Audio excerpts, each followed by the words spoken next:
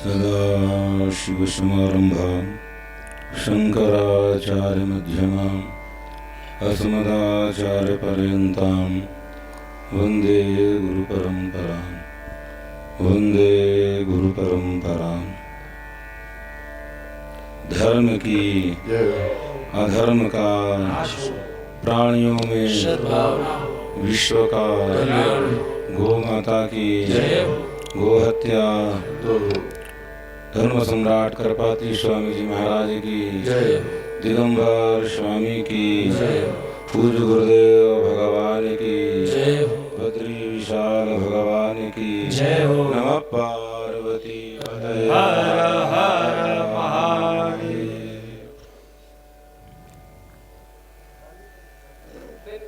आज यह कई दिन से जो कार्यक्रम कथा का चल रहा है पूज्य गुरु जी के मुखारविंद से आप सब सुन रहे हैं। आप बहुत ही पुण्य आत्मा हैं। आप सबको हम बारंबार प्रणाम करते हुए पूज्य जिन गुरु जी की कृपा से यह यहाँ बैठने का सुअवसर हमें प्राप्त हुआ है, वो अत्यंत, हम तो स्वामी जी के सामने बोल नहीं पाते, भाव में आ जाते हैं। समस्या एक हमारे सामने है, तो क्या कहें। तो ये जीवन का जो एक, जिसे हम कहते हैं संसार, संसरति इति संसार, परिवर्तनशील संसार है। तो परिवर्तनशील संसार में हमें यह ध्यान देना है कि कभी कोई हमें स्नेह करता है, कभी वह दुश्मन के रूप में भी कभी कभी परिवर्तित हो जाता है। इस समय पर हमें अपनी बुद्धि को स्थिर करना है। इस समय यदि हमारी बुद्धि स्खलित हो जाती है, वह दुख का कारण बन जाता है। क्योंकि संसार का स्वभाव है, संसार का स्वाभाविक धर्म है स्थिर न रहना। तो ये जीवन में उतार चढ़ाव आते हैं। उन उतार चढ़ाव में न्यूनाधिक्य में अपनी बुद्धि को जो स्थिर रखता है वही गुरु कृपा से युक्त होता है। यदि आपको अपने जीवन में गुरुदेव की कृपा का फल देखना है, महात्माओं के संग का परिणाम देखना है, तो आप अपनी बुद्धि से विचार करें कि ऐसी विषम स्थिति में यदि हम स्खलित नहीं होते, अपनी तरफ से उसे द्वेष नहीं करते, तो किसी न किसी दिन वह आपका पुनः हो जाता है। पुनः प्राप्त करने के लिए उदारता, अत्यंत गंभीरता की आवश्यकता है। यह भागवत पुराण, ये महात्मा, ये जो साक्षात नारायण की स्वरूप हमारे यहाँ शास्त्रों में कहा गया है, वासुदेवस्य द्वे मूर्ति चलं चाचलं च चलं संन्यास रूपम अचलम प्रतिमा रूपम। भगवान वासुदेव जिनका भी जन्म होने वाला है। देखिए हमारे यहाँ जब भागवत होती तो भगवान जन्म ले लेते हैं। ऐसे भाद्र पक्ष मास में कृष्ण पक्ष में भगवान का जन्म होता है, परंतु जब भागवत होती है तब भगवान जन्म ले लेते हैं। लगता है वही भाद्र मास है, वही तिथि है, वही दिवस है। आप लोगों ने कितनी कथाएं सुनी होंगी, फिर भी हम लोगों का मन तृप्त नहीं होता। कितने लोग गुरु जी की कथा कितने बार इसमें सुन चुके होंगे, पर वही श्रोता बहुत से लोग होंगे कि पुनः सुनने के लिए आए होंगे। पुनः नया नया प्रतीत हो रहा होगा। भगवत पाद न जायते मृते इस प्रसंग के आत्मस्वरूप के निरूपण प्रसंग में भगवत पाद कहते हैं, पुराण शब्द का अर्थ करते नवो भी जो नया होता हुआ पुराना प्रतीत हो, पुरा भी नवा, पुराना होते हुए नया नया प्रतीत हो, उसी का नाम पुराण है। तो पूज्य गुरुदेव के मुखारविंद से हम लोग जब सुनते हैं तो कोई ना कोई नई बात पुरानी होती हुई नया नया कुछ मिल जाता है। यही पुराण का पुराणत्व है, यही पुराण का वैशिष्ट्य है। यद्यपि पूज्य गुरु जी का निर्देश जन्माद्यस्य को लेकर के कुछ बोलने का, तो उस पर हम विचार करेंगे, परंतु जिन चरणों से यह प्राप्त होता है उनके प्रति हमें अत्यंत कृतज्ञ नहीं समर्पित होना चाहिए। कृतज्ञ तो छोटी बात है, कृतज्ञ से आगे समर्पण भाव होना चाहिए। पूज्य महाराज श्री का निर्देश हुआ, यद्यपि हमें यहाँ आना है अभी कुछ दिन बाद, अपने सब छात्रों को लेकर के हमने एक कार्यक्रम चला कर रखा है कि जिनसे पढ़े उनको भी हमने तीर्थ यात्रा कराई थी। फिर एक बार मन में आए कि छात्र पढ़ते हैं, इनको भी तीर्थ यात्रा के माध्यम से संस्कार इनमें स्थापित हो। उस क्रम में भगवान जगन्नाथपुरी में हम लोगों ने एक सभा की, रामेश्वर में हम लोगों ने सभा की, द्वारकाधीश में सभा की, छात्रों की सभा। हमारे दृष्टि में तो वो छात्र हैं, पर वो सभी विद्वान हैं। ऐसे विशिष्ट लोगों के बीच में, और कोरोना हो गया, हम लोग नहीं कर पाए, तो इस बार बड़ी इच्छा थी। बीच में पता चला कि स्वामी जी की कथा होने वाली है, किसी किनके माध्यम से पता है मुझे याद नहीं आ रहा। फिर हमने महेश जी से भी फोन किया अपनी तरफ से, ज्ञानेश जी को हमने फोन किया, कब होने वाला, कैसे कार्यक्रम है। पता चला कि इस समय होने वाला, तो हमने कहा इतने जल्दी तो हम कार्य को अपना नहीं उससे संयोजित कर सकते हैं, परंतु वो कार्य है संकल्पित। अब बद्री विशाल जी की इच्छा कब होती है, तो उस कार्यक्रम में हमको बहुत से छात्रों को लेकर के यहाँ, विद्वानों को लेकर के यहाँ उपस्थित होना था।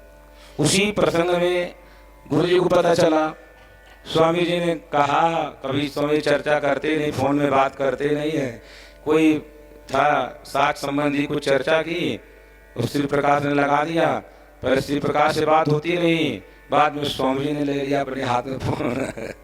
तो स्वामी जी ने कहा कि, हमने कहा स्वामी जी जिस समय ये बताए, इस समय यद्यपि विश्वविद्यालय का कोई जो अनिवार्य कार्य वो सब चल रहे हैं। हमने कहा स्वामी जी ऐसा है, तो हंसने लगे, हंसते हंसते स्वामी जी बोला आना है। हमने कहा स्वामी जी कैसे हो, कहा 10 मिनट को आओ, तो हमने कहा कोई बात नहीं। और पूज्य गुरु जी का निर्देश होने से हमें बड़ी समस्या हो जाती है, उसे हम टाल नहीं सकते। तो कभी वहाँ से कश्मीर में थे अभी तक 10 दिन लगे, 11 दिन, फिर वैष्णो देवी का दर्शन किया। और देखिए माता जी के दर्शन की बात का एक प्रसंग स्वामी जी सुना रहे हैं। तो हम लोग गए हेलीपैड से गा करके दर्शन किए, जल्दी जल्दी में, एक दिन में ही सब करना था, यहाँ आना भी था, टिकट का भी था। अब 6 बजे 6:30 बजे ट्रेन थी। हम लोगों को कटरा में ही ऊपर से उतरते उतरते 5:45 बज गए। तो हमने कहा, उसे कहा कि चलो भाई लेट हो सकती है ट्रेन आज, ऐसा मन में हमने कहा चलना वहीं पर। हम वहाँ पहुँच गए, ट्रेन आई नहीं। 7 बजे के बाद ट्रेन आई, मतलब 1 घंटा का रास्ता पूरा। तो भगवती कृपा से छूट जाता तो हो सकता कल परसों तक यहाँ आ पाते हम। फिर उसी दिन 7 बजे चले, कल हरिद्वार में आए, फिर हरिद्वार में होकर के कल ही फिर यहाँ पर हम लोग चले। तो वहाँ पर अब हमारे तो महात्मा लोग हैं स्वामी जी की कृपा से, महात्मा और कुछ विद्वान हमसे संपर्क में हैं, और आप लोग स्वामी जी के संपर्क से, इसलिए आप भी हमारे संपर्क में हैं। तो हमने एक महात्मा जी को, हमारा छात्र है, हमने उसको फ़ोन किए कैसी ऐसी बात है, वो व्यवस्था किया। और कल बहुत सी माला तमाम लाला के देने लगा हमको। हमने कहा ये हमको माला लाया, हमने कहा ये स्वामी जी को पहनाएंगे और स्वामी जी से मांग लेंगे कि हम ही को दे दीजिएगा। तो हमने कहा वो दिया, और लेकर आए चद्र। हमने कहा कितने लाओ, सब लेते जा रहे हैं, कोई महात्मा को सबको पहना देंगे। ये सब महात्माओं का प्रसाद है। और उन सबको छोटे छोटे थे, हमारे प्रति भाव रखते हैं, हम उनके प्रति भाव रखते हैं। जैसे पूज्य गुरु जी हैं, और हम क्या कहें, हम लोगों को तो महेश जी जानते हैं, इनके प्रति हमारा, हम कहते हैं ये हमारे अभिभावक हैं। महेश जी हैं, थोड़ा खड़े हो जाएं और जो हमारे परिचित हो जान जाएंगे। ये महेश जी हैं, इनको सब लोग कक्कू कक्कू कहते हैं।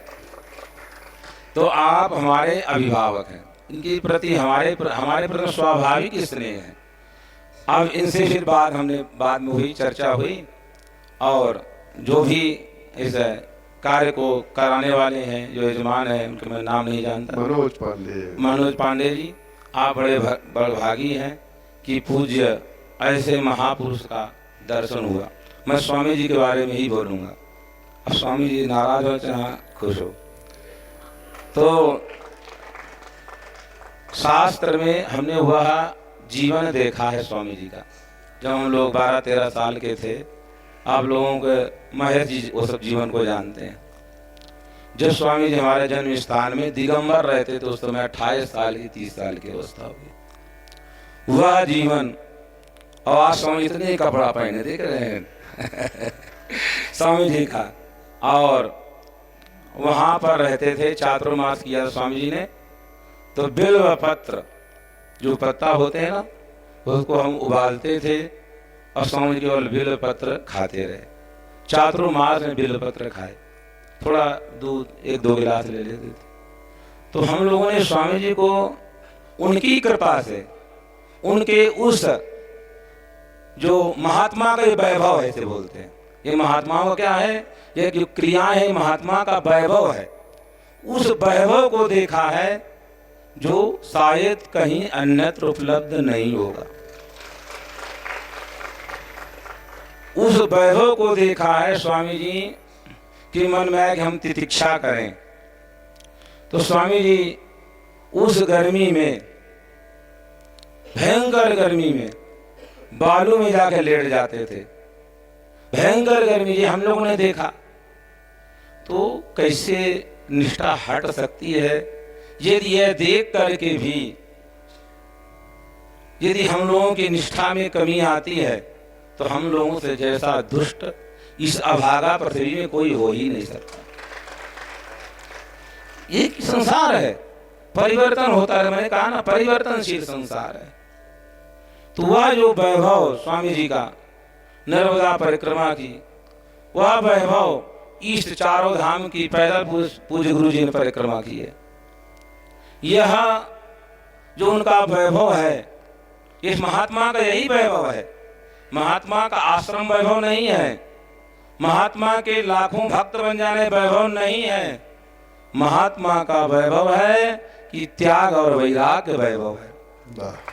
महात्मा का वह वैभव है जिसे हम उनके आचरण को देखकर हमारे जीवन में कुछ छवि पड़ जाए, कुछ सीखने का अवसर मिल जाए साधकों का, वह महात्मा का वैभव है।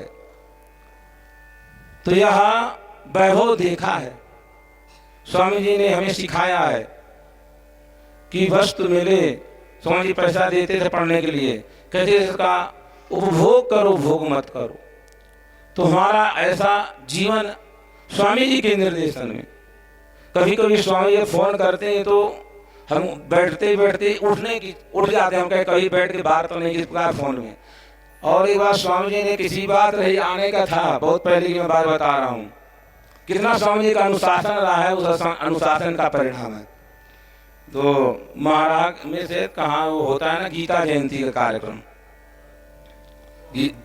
माहौर में, तो उसी कार्यक्रम में आना का था। तो हम थोड़ा इधर उधर कर रहे थे कि समय के लिए करके स्वामी जी ने फोन में इतना कस के डांटा कि झूठ नहीं बोल रहा हूँ। हम बैठे थे तखत में, वो तखत से गिरे फोन में। विचार करिए कितना स्वामी जी का, इससे आप लोग नए लोग कितना अनुशासन होगा कि व्यक्ति फोन में डांटने से व्यक्ति गिर सकता है, तो प्रत्यक्ष में उसे कितना अनुशासित किया होगा कि जिसका सीमा नहीं होगी। तो यह उस अनुशासन का परिणाम है कि पूज्य गुरुदेव जी की कृपा से अभी हम आए स्वामी के पास बैठे, तो हमने कहा, हम ज्ञानेश जी को पहले कहा कि यहाँ की व्यवस्था क्या है थोड़ा देख ले। उसने कुछ हमसे बताया, तो हमने कहा, हमने इसलिए कहा था कि भाई ऐसा न कोई संयोजन करने वाले हों, हम अपनी तरफ से व्यवस्था कर लें, तो उनके मन में कष्ट हो कि हमको बताया नहीं। तो बताने की दृष्टि से समझ गए तुम्हारा यहाँ इतना परिचय है कि तुम अपनी व्यवस्था कर लोगे। तो हम लोगों ने चलते चलते कई यहाँ परिचित हैं, पूज्य शंकराचार्य भगवान का है, और भी कई हैं हमारे। तो एक हमारे पास छात्र पढ़ता था, ये हमारे हैं, इनके मित्र था, तो उमाचरण उस तरफ कुछ अनुष्ठान कर रहा है। तो ऐसे साज उन्होंने फोन लगाया, बोले गुरु जी हमारे पास आ जाइए। यद्यपि बहुत वैभवपूर्वक हम लोग रह सकते हैं गुरु जी कृपा से तीर्थ में भी, पर हम लोग उस पार चले गए। बड़ी सुंदर है, बहुत सुंदर है, हमको बड़ा आनंद आया अपने उस महात्मा विद्यार्थी के पास जा करके, और बहुत आनंद के साथ हम लोग ब्रह्म कपाल के ऊपर आश्रम में हम लोग रुके हुए। तो यह स्वामी जी के आशीर्वाद है, आप सब निष्ठा करिए। हम तो कहते हैं बार बार कि असनी आश्रम पूज्य गुरुदेव जी एक तीर्थ है। आपको कहीं किसी महात्मा के पास भटकने की आवश्यकता नहीं है। आप जो कुछ मांगना है इनके पास आइए, जो कुछ आपकी कल्पनाएं हैं आप असनी आश्रम में जाकर के अपने भावों को प्रकट करिए। तो यहाँ आज भद्रिका आश्रम में पूज्य गुरु जी के निर्देशन में हमें यह सुंदर अवसर आप सबके बीच उपलब्ध हुआ। भागवत का जो आरंभ, पुराण का जो आरंभ जन्माद्यस्य यतः से आरंभ होता है। भगवान वेदव्यास जी जिनकी कृपा से भगवत्पाद आदि गुरु शंकराचार्य जी भगवान को 16 वर्ष की पुनः अवस्था प्राप्त हुई, जिन भगवत्पाद आदि गुरु शंकराचार्य जी महाराज ने आकर इस नारद कुंड में पड़े हुए भगवान विग्रह रूप भगवान विष्णु का, हरि का अपने कर कमलों द्वारा इस मंदिर में स्थापना की। ये भगवत पाद के द्वारा स्थापित भगवान है।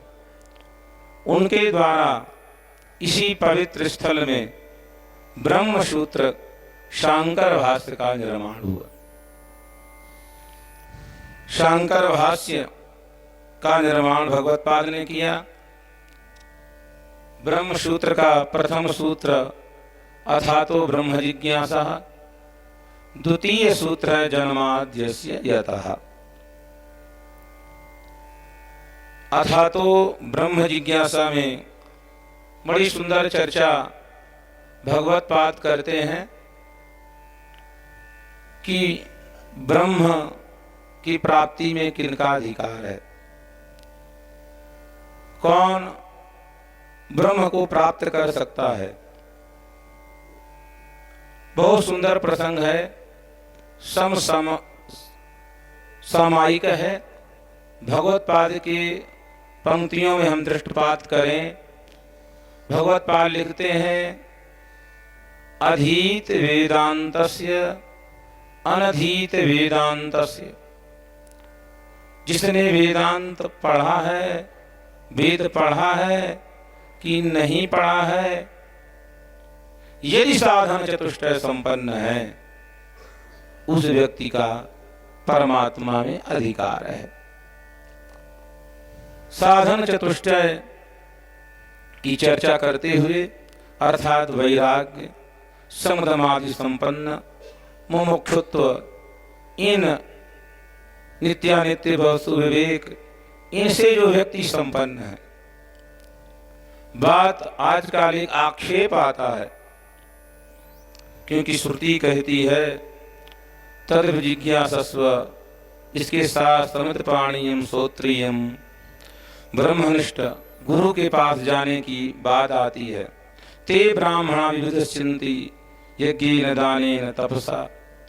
यहाँ एक वाक्य का प्रयोग है कि ब्राह्मणा विविधसन्ति। इस पर कुछ लोगों का आक्षेप होता है आज वर्तमान में कि श्रुति ने ब्राह्मणों का अधिकार आत्म तत्व की प्राप्ति के लिए दिए। सच है, उनको अधिकार दिए, इसमें संदेह नहीं है। परंतु गीता की जब चर्चा करेंगे, ब्राह्मण का जब लक्षण आता है समाधनस्तपो करके भगवान गीता में बताते हैं, यही तो हमारा शक्ति संपत्ति है। वह उस कल्प में उस समय यह साधन चतुष्टय संपन्न स्वभावता ब्राह्मण होते थे, इसलिए उनका अधिकार है। जातित्व नहीं, उनमें स्वभावता व अधिकारिता थी। इसीलिए भगवत्पाद ने अपने ब्रह्म सूत्र के व्याख्यान के अवसर में नहीं कहा कि ब्राह्मण ही अधिकृत होगा। उन्होंने कहा जिसने भी साधन चतुष्टय संपन्नता है वह कोई भी हो। यहाँ तक अपने भाष्य में लिखते मांडूक्य कारिका के मांडूक्य भाष्य में लिखते भगवत्पाद की जगह, यद्यपि समेषां वर्णानाम आश्रमाणाम ब्रह्मणि अधिकार, सभी वर्ण सभी आश्रमों का परमात्मा में अधिकार है। हमारा शास्त्र हमारे आचार्य ईर्ष्या द्वेष दंभ से भरे नहीं हैं, बड़े उदार हैं। उनके मार्ग भिन्न हो सकते हैं पर लक्ष्य सबका एक है। तो आज भगवत्पाद कितनी उदारता के साथ अपने ब्रह्म सूत्र में व्याख्या कर रहे हैं कि जो साधन चतुष्टय संपन्न है। कई लोग आते हैं कहते हैं आप वेदांत पढ़े हैं, ब्रह्म ज्ञान हुआ कि नहीं हुआ, हमें ब्रह्म ज्ञान होगा कि नहीं होगा। अरे भाई, साधन चतुष्टय संपन्न बनो, उसके बाद वेदांत की चर्चा करो, क्यों ब्रह्म ज्ञान नहीं होगा। कोई कहे कि हमें विश्वविद्यालय में अध्यापक के रूप में नियुक्त होना है, तो वहाँ के नियम बनाए हैं कि नेट हो, पीएचडी हो, कुछ नियम है, कुछ कानून बने हुए हैं। उनको जब आप करेंगे तब आप वहाँ के अधिकारी बनेंगे। अधिकारी बनने पर आपको साक्षात्कार देंगे, उसके बाद उत्तीर्ण होंगे, आपको वस्तु मिलेगी। हमारे शास्त्रों ने अधिकारिता दी है। आप यदि अधिकारी हैं, उन गुणों से संपन्न हैं, तो क्षण में भगवान का दर्शन होगा, क्षण में आत्म साक्षात्कार होगा। इसमें कौन सी बड़ी बात है। हम ऐसे बने ना, हमें वह योग्यता आए ना। अब बात आती है कि कभी कभी कृपा की बात आती है। सच है, भगवत्पाद भी अपने ब्रह्म सूत्र में ईश्वर अनुग्रह की बात करते हैं कि ईश्वर अनुग्रह से यह ब्रह्म साक्षात्कार भी होता है। तो वह जो ईश्वर अनुग्रह, जैसे आज हम सबको अनुग्रह हुआ, पूज्य गुरुदेव की कृपा से भगवान नारायण का दर्शन हो रहा है, तो यह इतनी उदारता पूर्वक, इसीलिए हमारे पुराणकारों ने कहा स्त्री द्विजबंधु नाम, जो स्त्रियां हैं, द्विजबंधु हैं, जो चतुर्थ वर्ण के हैं, सबका पुराण में श्रवण में अधिकार है। सभी पुराणों का श्रवण कर सकते हैं, शास्त्र का चिंतन कर सकते हैं, इतनी उदारता है। यह हमारे शास्त्र। तो मैं बताना चाह रहा था कि यह उदारता की बात, हमें अपने शास्त्रों को, अपने बच्चों को शास्त्रों के प्रति प्रेरणा करना चाहिए। जो करते करो। आप लोग जरूर एक बार दो बार, महाभारत है, भगवत्पाद के भाष्य हैं, हमारे आचार्यों की जो ग्रंथ हैं, उन्हें आप पढ़िए। आपकी अवस्थाएं हो गई हैं, आपको जरूर उसमें मन लगाना चाहिए, कभी कभी सुनाना चाहिए। रामायण अत्यंत पवित्र ग्रंथ है, उसे जरूर पढ़ना चाहिए। उसके साथ साथ इन ग्रंथों को हमें पढ़ना चाहिए, आचार्यों के पास जाकर सुनना चाहिए, क्योंकि यही हमारी धरोहर है। इनको यदि हम नहीं पढ़ेंगे, नहीं जानेंगे, तो हमारा मूल स्खलित हो जाएगा। तो आज मूल से जुड़ने के लिए जन्माद्यस्यतः भगवत्पाद इस ब्रह्म सूत्र की व्याख्या करते हुए, क्योंकि ब्रह्म सूत्र भी भगवान व्यास जी ने बनाया, भागवत भी भगवान व्यास जी ने बनाया। दोनों ही का एक ही उद्देश्य है कि संसार दुखालय से निवृत्त होकर के शाश्वत सुख की प्राप्ति। तो यतो वा इमानि भूतानि जायन्ते येन जातानि जीवन्ति यं प्रयन्ति अभिविशन्ति, इस श्रुत्यर्थ का अंतर्भाव करके जन्माद्यस्य यतः सूत्र का आरंभ भगवान वेदव्यास जी करते हैं। जिससे हम लोगों ने जन्म लिया है, जिसमें हम स्थित हैं, उसी में लय को प्राप्त होते हैं। उसी संस्कृत में उपादान कहते हैं। भगवत्पाद योनिष्य गीयते सूत्र की व्याख्यान करते हुए ब्रह्म सूत्र की कहते हैं, यस्मात् जायते यस्मिन् च लीयते तत्तस्य उपादानम प्रसिद्धमेव। जिससे जो जन्म लेता है, जिसमें लय को प्राप्त होता है वही असली हमारा जन्मदाता होता है। तो हम लोगों ने भगवान से जन्म लिया, भगवान में ही हमें लय होना है, वही हमारे जन्मदाता हैं।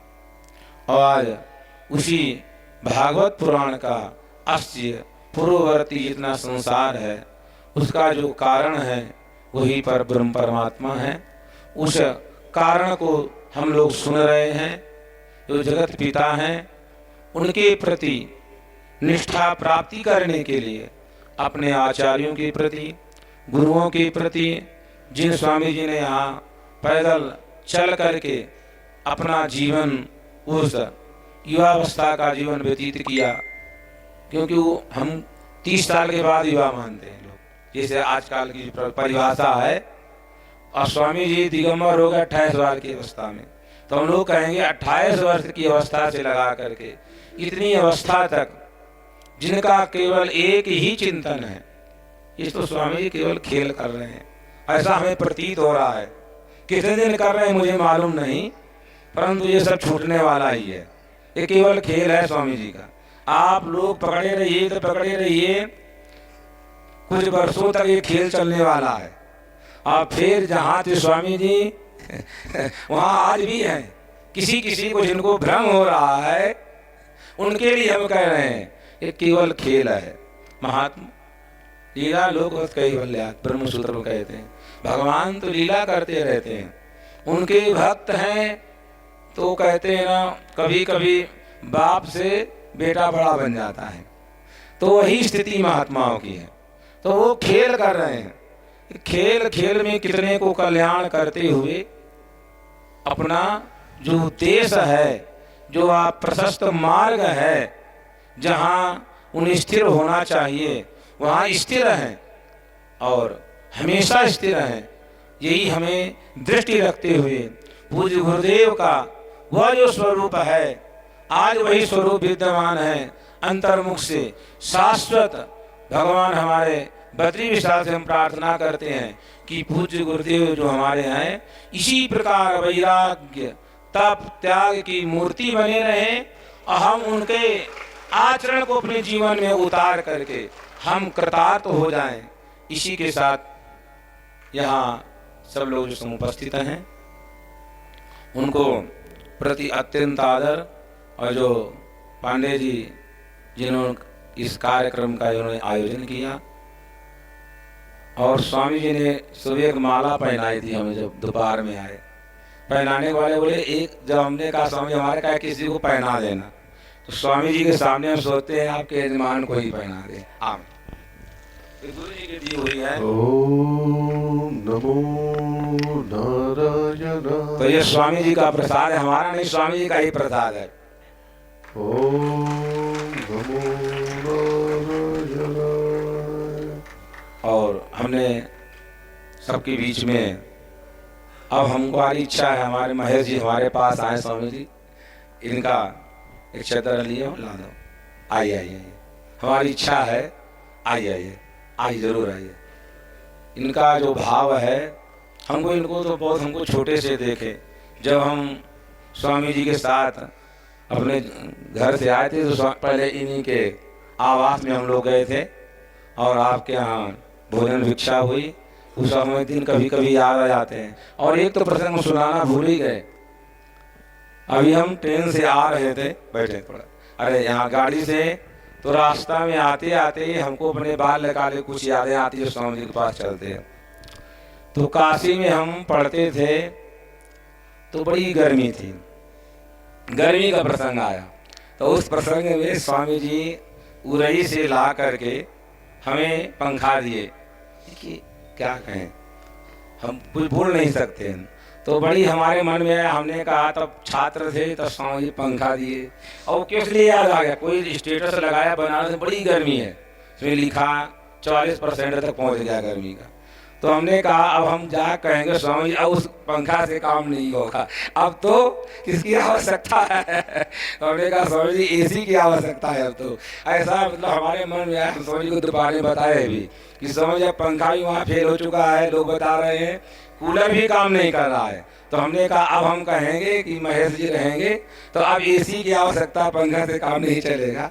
तो ये हंसने के लिए स्वामी जी कहते तुम कुछ मांगते ही नहीं हो, स्वामी जी का ही सब कुछ है, उन्होंने दिया, हम तो स्वामी जी के सामने हमेशा मांगते ही रहेंगे। और वह चीज दी है जहां जाकर के सब मांगे समाप्त हो जाती है, वहां मांगने की आवश्यकता ही नहीं रह जाती। तो ये हम इनसे हंसते रहते हैं। और स्वामी जी तो हमारा आकर के जितनी पंडिताई है वो धैर्य की धैर्य रह जाती है। तो हम बच्चों से करने लगते हरकतें, ढूंढ नहीं कर रहे, हमको भान ही नहीं रहता। ऐसे भी हमारी थोड़ा स्वाभाविक प्रकृति है, अन्यत्र भी हमको भान नहीं रहता। कभी कभी कई लोग बिगड़ पड़ते हैं कि आप क्या कर रहे हैं, मैंने कोई बात नहीं है, आप कोई मतलब वो दूसरी भाव से कहते हैं आप इतना पड़े, थोड़ा टिप टाप रहा करिए। एक हमारे परिचित थे तो बड़ा बिगड़ गए, हमें कॉन्फ्रेंस में स्वामी जी भी प्रयागराज में कहे ब्रह्मचारी जी आप अभी उसी प्रकार रहे थे, इतना छोटा इतना पहने थे तो बड़ा कहे। हमने कहा अच्छा ठीक है, तो हमने कहा थोड़ा बड़ी धोती पहन लेते हैं, तो ये थोड़ा बड़ा सा पहन लिया और दोबारा में आप ठीक लग रहे हैं, हमने कहा ठीक है चलो कोई बात नहीं। तो ये चलता रहता है। जीवन में सहज होना चाहिए, अस्वाभाविक सहज होना चाहिए, बनावटी पढ़ने से नहीं। तो हम लोगों का स्वाभाविक